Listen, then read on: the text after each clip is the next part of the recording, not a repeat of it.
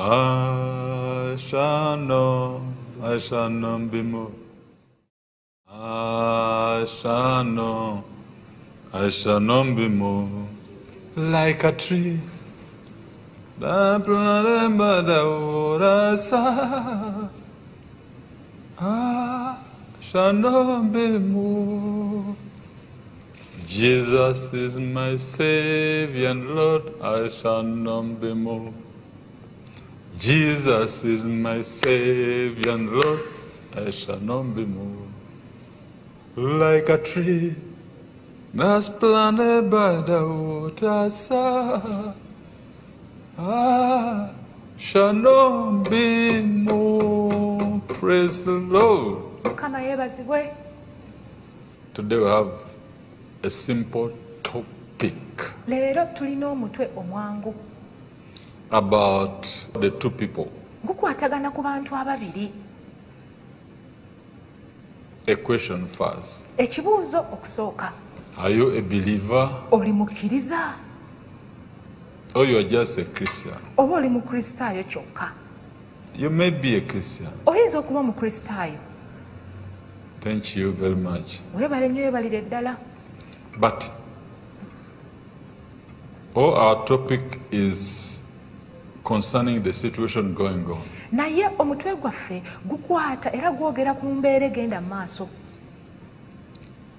If you look at the situation,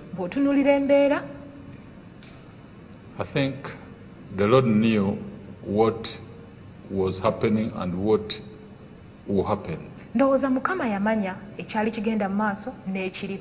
And He knows what really happened is, and He gave us an example. And in this He gave us a big blessing. Though the problem is there, He already put a solution. So complaining may not be the answer. There is an answer already. Look at this. We are in James chapter 1 verse 22 and 23. But be doers of the word, and not hearers only, deceiving yourselves. For if anyone is a hearer of the word and not a doer, he is like a man observing his natural face in a mirror. For he observes himself, goes away, and immediately forgets what kind of man he was.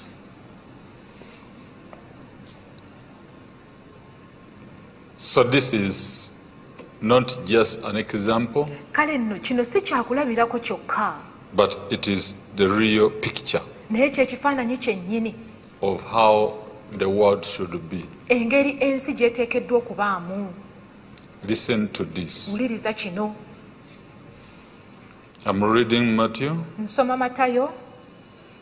chapter 7 from 24 to 27. Therefore, whoever hears these sayings of mine and does them, I will liken him to a wise man who built his house on the rock. And the rain descended, the floods came, and the winds blew and beat on that house, and it did not fall, for it was founded on the rock. But everyone who hears these sayings of mine and does not do them will be like a foolish man who built his house on the sand. And the rain descended, the floods came, and the winds blew and beat on that house, and it fell, and great was its fall. Whether you're a Christian or not, the situation which faces humanity, the human being face the same situation. Abantu bonna banganga embeera yemu. But how we go through it, naye engeri gye tugiyitamu.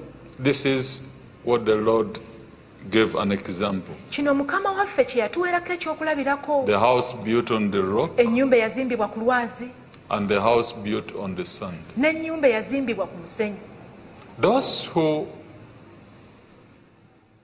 go through the situation, abo abayita mu mbeera, basing on the word of God, nga basinzidde ku kigambo kya Katonda. Though the wind may come, newankubadde ekibuyaga ayinza okujja, the floods may come, mukoka ayinza okukulukuta, but they remain standing. naye basigala bayimiridde. And those who go through it era abo abayitamu without the word of God, nga tebalina kigambo kya Katonda, I'll not give an answer, sijja kuba kyakudda, but the Bible gave an answer already. naye Bayibuli yatuwadde ekyokuddamu. So this now helps you kaakano kino kikuyamba not to complain. obuteemulugunya. It's like when you cook your soup Kibanga bw'ofumba supu wo and you don't put salt, n'otateekamu munnyo, you may not get the real soup. oyinza obutafuna buwoomi bwa supu oyo. So the situation Kale nno embeera is not the issue, si y'ensonga, but the foundation naye omusingi of how you go through the situation. ngeri ki gy'oyita mu mbeera eyo. The Bible says Bayibuli egamba you should now base kaakano oteekwa okusinzira your going, okugenda kwo, your working enkola yo on the word of God. ku kigambo kya Katonda. And the word of God is not just a word, Ate ekigambo kya Katonda si kigambo bugambo, the promises of God. wabula ebisuubizo bya Katonda. He promised what he would do, Yasuubiza ekyo ky'alikola, and he put it on the writing. byonna n'abiwandiika. It's like you have cooked your soup Kibanga bw'ofumba supu wo, and somebody promised that he will put salt for you, omuntu omu n'akusuubiza nti ajja kuteera omunnyo, then it will make a good soup. olwo n'afuuka supu omulungi. But if you don't put salt, Naye bw'otateeka munnyo mu supu, sometimes you may not find it the ebiseera best. ebimu oyinza obutawoomerwa supu oyo.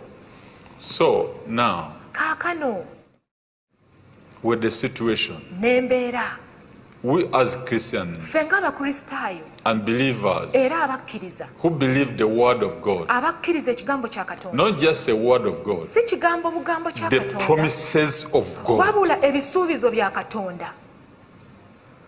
we have our part to play. Tulina ogwaffe ogw'okukola, God has his own part. ne Katonda alina omulimu gwe ogw'okukola.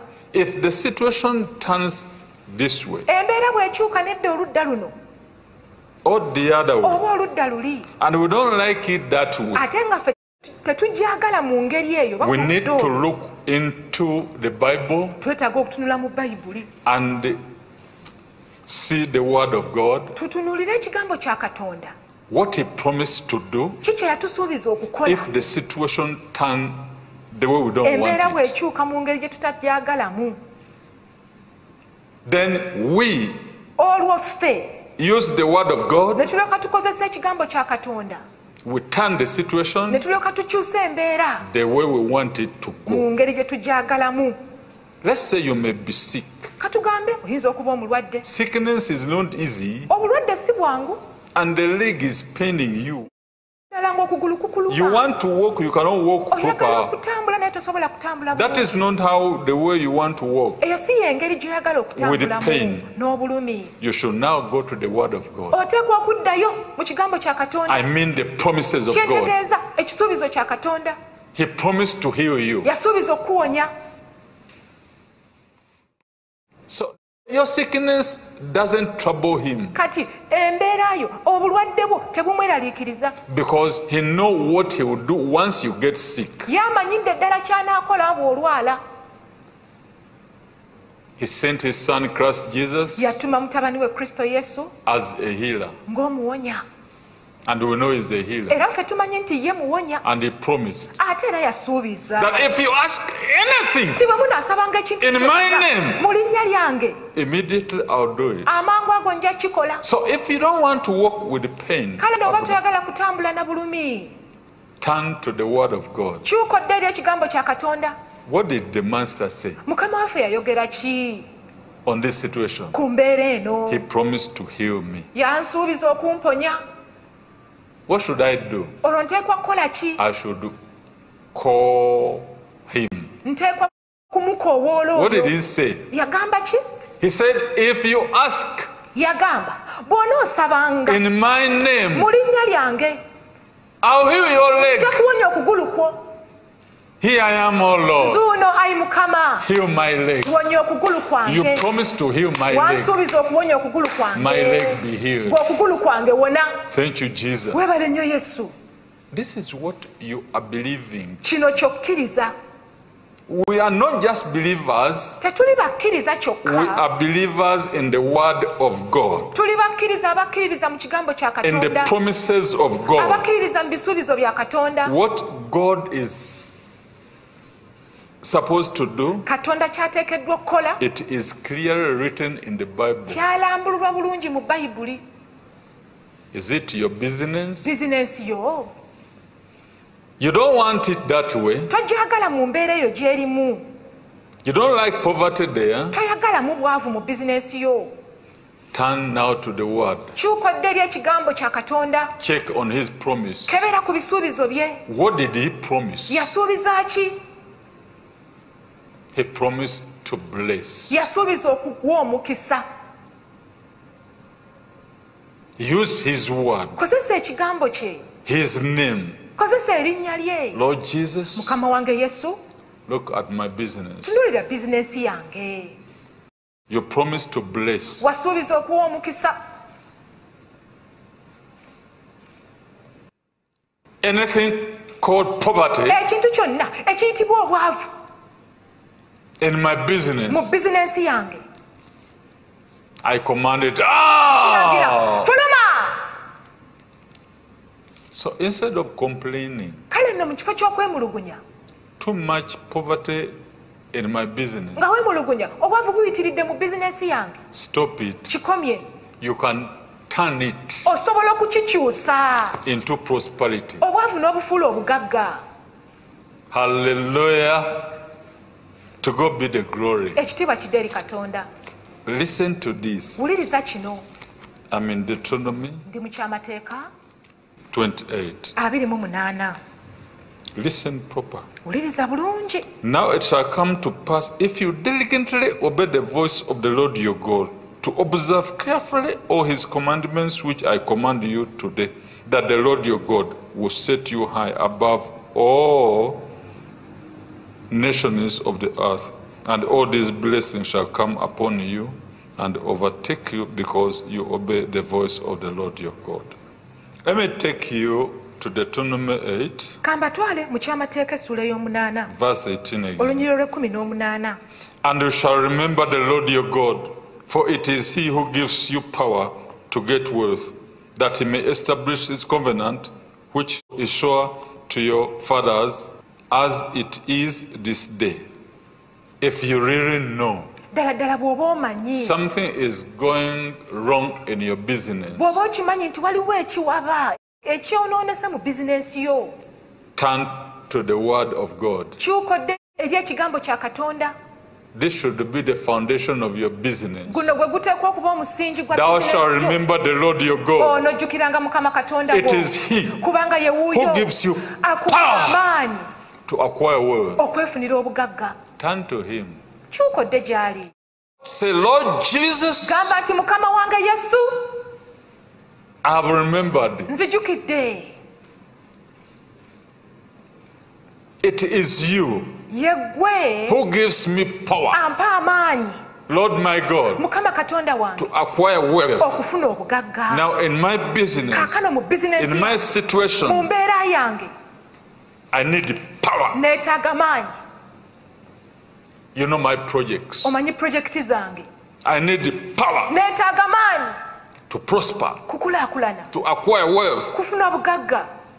So the real rock he's talking about kale nno olwazi lwennyini lwayogerako is talking about the strength ayogera ku maanyi, ayogera which ku can busobozi keep you moving. obukusobozesa okutambula n'ogenda Don't the maaso. wind come face you, Newankubadde omuyaga guyinza don't okujja the floods come against you, newankubadde mukoko but if you remember he who makes you stand, that it is God, bw'ojjukira oyo akusobozesa okuyimirira n'ojjukira nti ye Katonda, you go back to him, ng'oddayo gy'ali he gives you more power, ng'akwongera maanyi, you begin to grow more than before. olwo ng'otandika okula ng'osingawo ku bwe wali obadde. So brethren, kale n'abooluganda those who are worried, abeeraliikirivu, are you worried of your finances? weeraliikiridde olw'ebyenfuna byo, You know the situation. omanye embeera. I remind you, nkujjukiza it is he, ye wuuyo God, Katonda who gives you power akuwa amaanyi to acquire wealth. okufuna obugagga. After the lockdown, you want a new business, nga tuvudde mu lockdown oyagala bizinesi you want a mpya, good job. oyagala mulimu mulungi, Say, oh Lord Jesus, gamba nti ayi mukama wange I have remembered zijjukidde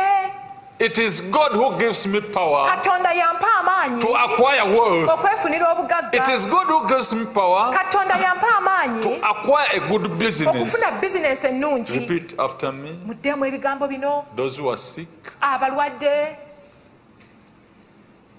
those who want to be blessed, abaagala okuweebwa omukisa, those who want to have more strength in whatever they are doing, okufuna obusobozi n'amaanyi agasingawo mu byonna bye bakola. just repeat after me. mwanukule bwanukuza bigambo bino. You may touch the screen. oyinza okukwata ku lutimbe.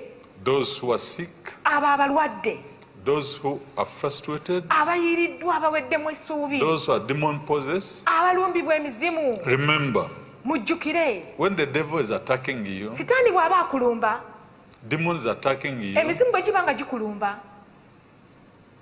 it is he who gives you power ye wuuyo akuwa amaanyi to overcome them, okubiwangula byonna, to overcome Satan. okuwangula sitaani. Remember what he said. jjukira kye yagamba. I'm reading the book of Luke, nsoma ekitabo kya Luka chapter 10, essula ey'ekkumi verse 17 and 18. olunyiriro lw'ekkumi n'omusanvu n'olw'ekkumi n'omunaana. Then the 70 returned with joy, saying, Lord, even the demons are subject to us in your name. And he said to them, I saw Satan fall like lightning from heaven. Verse 19. Behold, I give you the authority to trample on serpents and scorpions and over all the power of the enemy, and nothing shall by any means hurt you.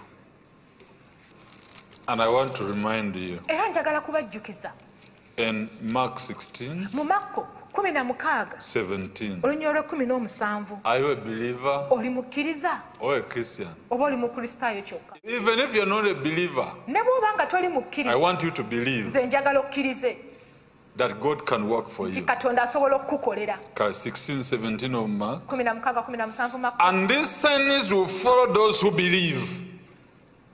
I want you to believe today. njagala okkiriza olwaleero. If demons are troubling you, emizimu bwe giba nga gikutawaanya, I want you to believe njagala okkiriza there will be olwaleero. a sign today. wajja kubaawo akabonero olwaleero.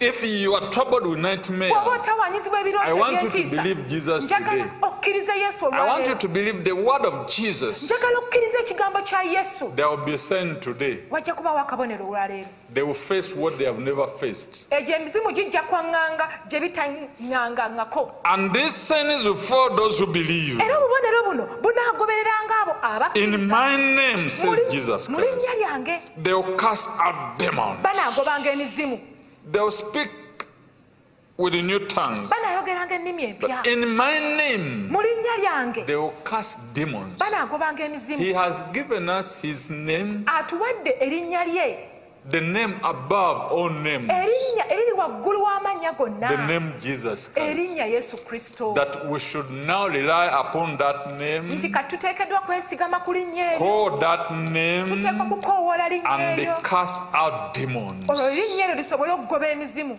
Philippians Abafiripi 2, essula ey'okubiri verse 9 and 10. olunyiriro and 11.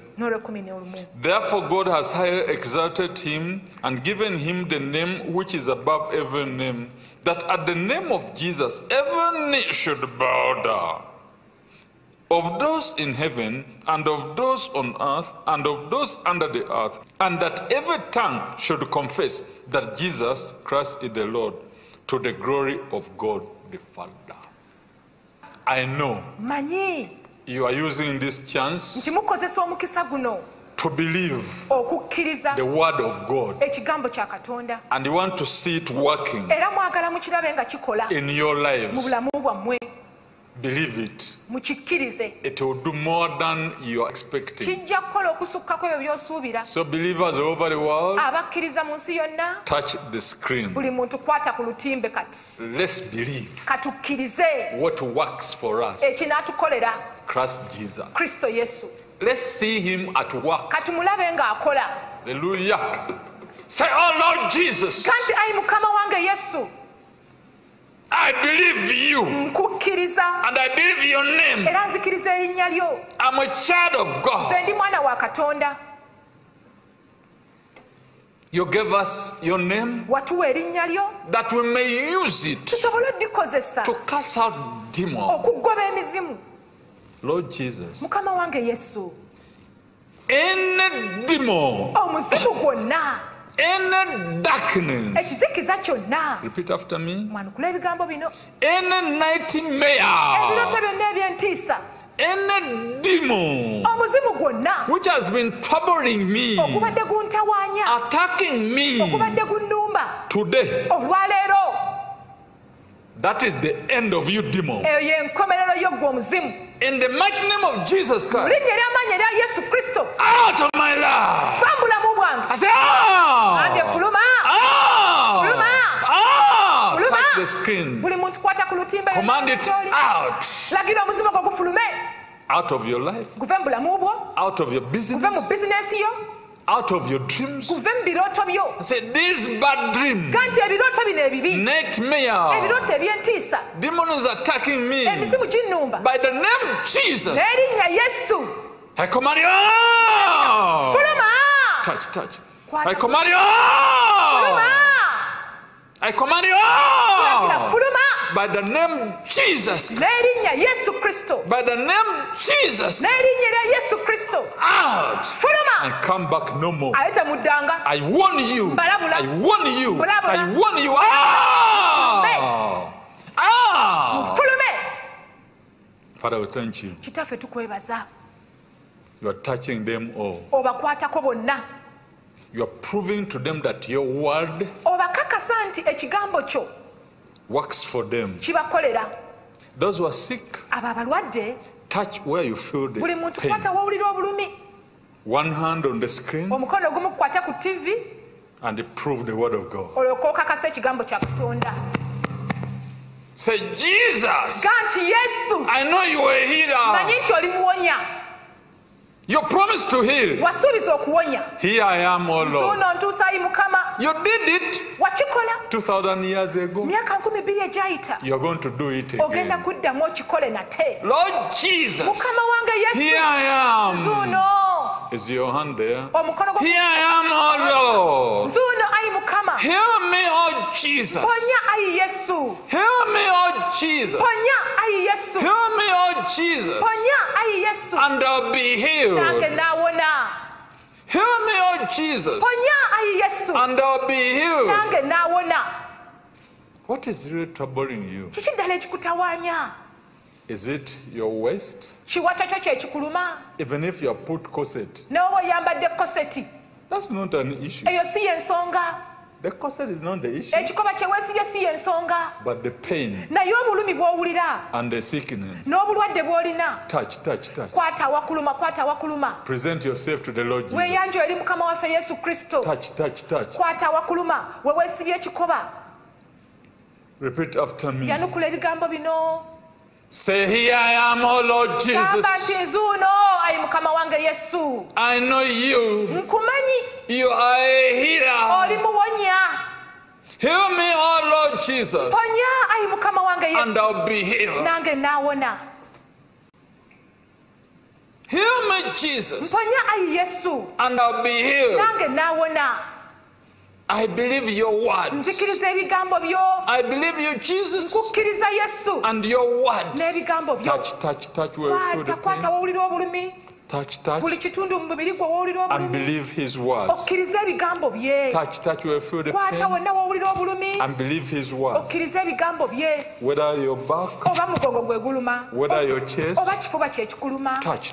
kwata wonna wawulira In the obulumi. mighty name of Jesus. linnya ly'amannya Be healed. ly'onyezebwe. Sickness out. obulwadde fuluma.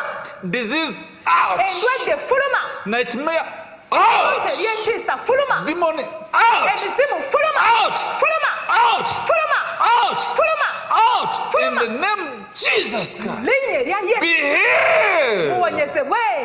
Be healed. muwonyezebwe.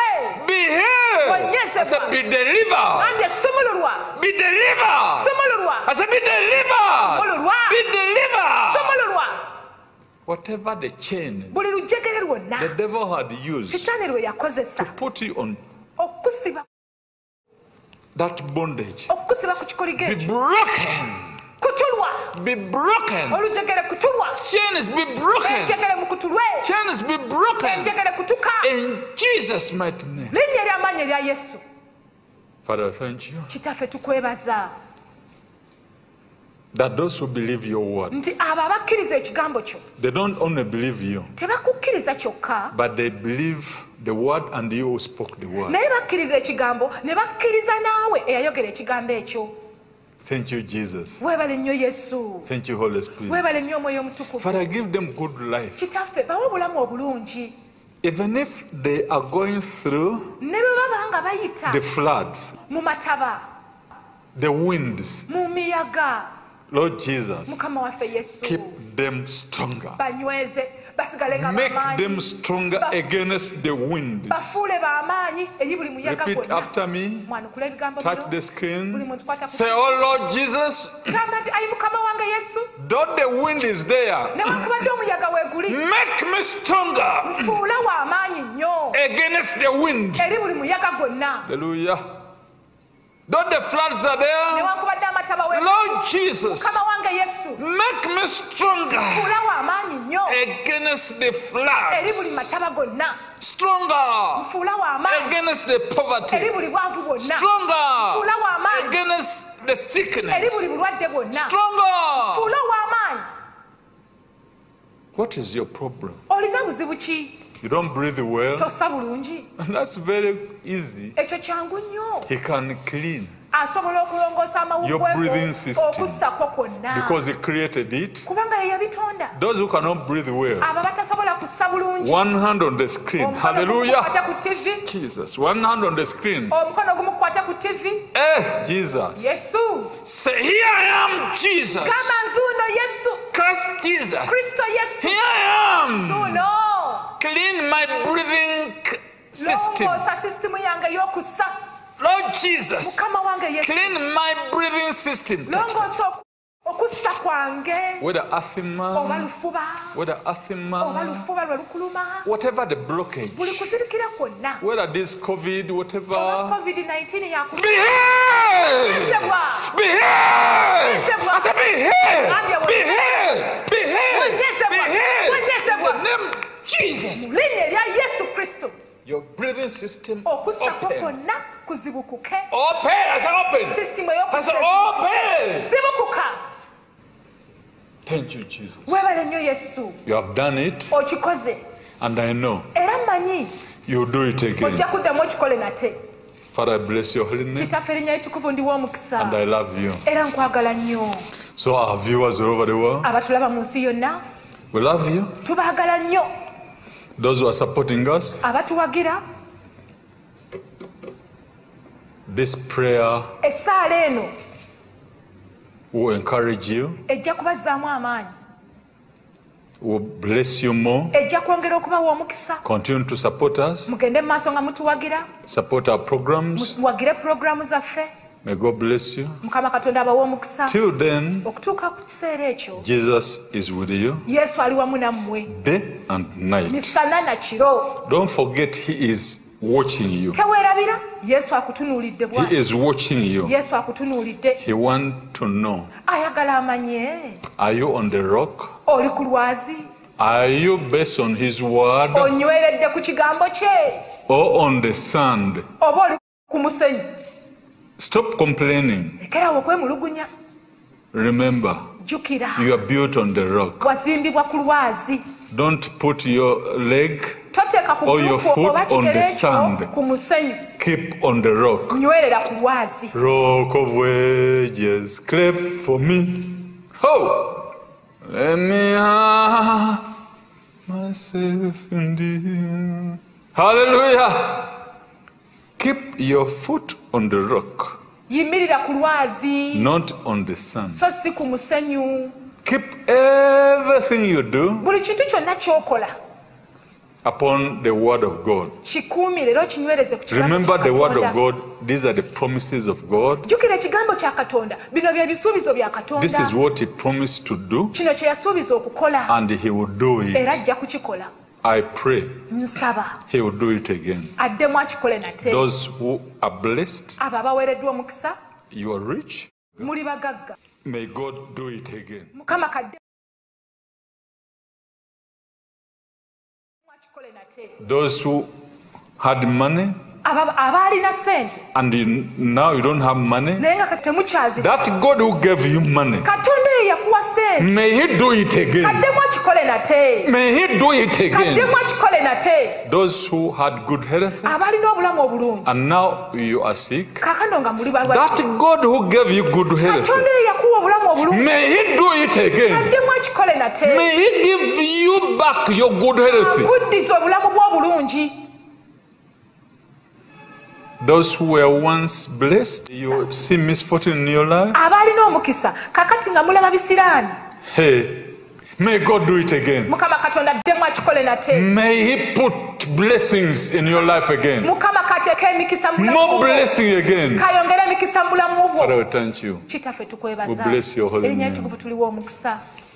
After the prayer, Oluvannyuma lw'essaala eno, if something has happened, bw'abanga waliwo ekibaddewo, and I know something has happened, ate mmanyi waliwo ekikutuuseeko, get your phone, kwata essimu yo, call our numbers, kuba namba zaffe eziri ku screen yawo, communicate. tutegeeze. You can even send your picture, Osobola n'okuweereza ekifaananyi kyo, how you were, engeri gye walimu, and how the Lord has helped you. n'engeri Mukama I gy'akuyambyemu. have prayed for those who have corsets. Nsabidde abo abalina ebikoba, abeesibye ebikoba mu mugongo. Throw down your corset, Suula ekikoba kyo, begin to move. tandika okutambula. Send us the picture. Tuweereza ekifaananyi. Those who have Ababadde n'ebikoba mu magulu, mu maviivi, Braces. ng'ennyingo ndwadde. braces. Abalina ebikoba. God is surprising you. Katonda abeewuunyisa kaakano. Remove it. Weesumulula ekikoba, weeyambula ekisokisa ekyo, kijja ku magulu go. Walk. Kati tambula. Walk. Tandika okutambula. Send your testimony. Weereza obujulizi bwo. Those who had asthma, Ababadde the Lord n'olufuba, has set you free. Mukama abasumuludde. Send your testimony. Weereza obujulizi bwo. Let us share your testimony Katugabane obujulizi bwo. and pray for you again. Tuddemu era tweyongere okukusabira. And at any time you see this prayer, Ekiseera kyonna lw'olaba essaala eno, send it to your friend weereza mukwano gwo who is sick. omulwadde. Let him use the same prayer. Mukwano gwo kaakozesa essaala y'emu. Assure him. It is Mukakase. a sure deal. Eno shuwaddiiru. It is a sure deal. Eno yo shuwaddiiru. Jesus never fail. Jesus never fail. Jesus never fail. Jesus never fail. So it is a sure deal. Kale nno eno shuwaddiiru. Those who want money, Abo abaagala ssente, if he could put such hair on your head, bw'aba yasobola okukuteeka enviiri zino What eziringa about zino ku money? mutwe gwo, kiri kiti eri ssente. may God bless you. Mukama Katonda abawe I love you. omukisa. Mbaagala nnyo. Stay on the rock. Munywerere ku lwazi. Rock of wages, clap for me. Let me hide myself in thee. God bless you. Katonda abawe omukisa. We meet again. Katusinkane nate. But we are together. Naye tuli ffenna. I see you. Nkulaba. The way you watch me, I watch you. Nga bw'ondaba nange bwe nkulaba. Don't say you are watching me, I don't see you. Tolowooza nti bw'ondaba nze sikulaba. As you watch me, nga bw'ondaba, you put your hand on the phone or on the screen. Viewers all over the world, I'm there watching you. If there's any question, may the Lord Jesus answer all your questions. May He fulfill all your desires. Send this message to the other. May God bless you. I love you. In Jesus' name.